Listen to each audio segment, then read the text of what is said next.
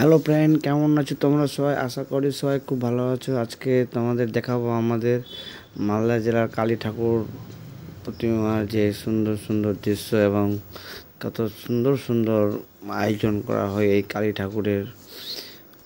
আপনারা যারা দেখেননি অবশ্যই আসবেন মালদা কালী ঠাকুর দেখতে। আমরা আজকে চলে যাচ্ছি দেখতে মালদার ওই ঝলঝলিয়া কালী ঠাকুর দেখতে।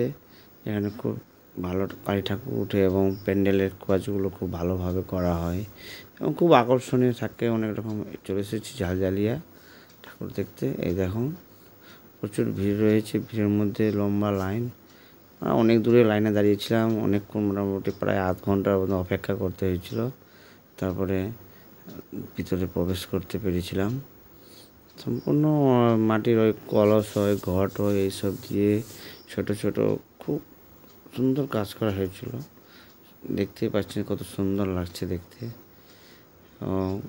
ভিতরে আমরা যাব। ভিতরে কালী ঠাকুরটাও খুব সুন্দর রয়েছে।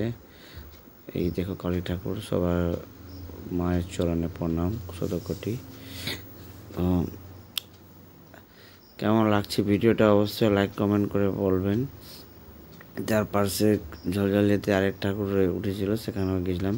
এখানে খড়ের চালে অনেক কিছু মানে খড় তুলো দিয়ে কি একটি ভালোই সাজানো হয়েছিল, দেখতেও খুব সুন্দর লাগছিল। প্রচুর প্রচুর মানে খাটনি। তার পাশে কঙ্কালের মানে হান্টের সাউন্ড দিয়ে লাগানো ছিল, ওটাও খুব ভালো লাগছিল। বাচ্চারা ভয় ভয় করছিল। চলে এসেছিলাম এটা পল্লীশ্রী মাঠ। আপনার সবাই জানেন যারা মালদার বাসিন্দা, পল্লীশ্রী মাঠে তো কথাই হবে না কোনো। সেখানে তো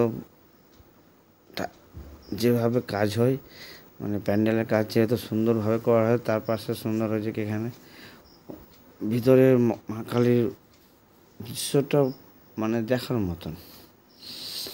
জয় মা।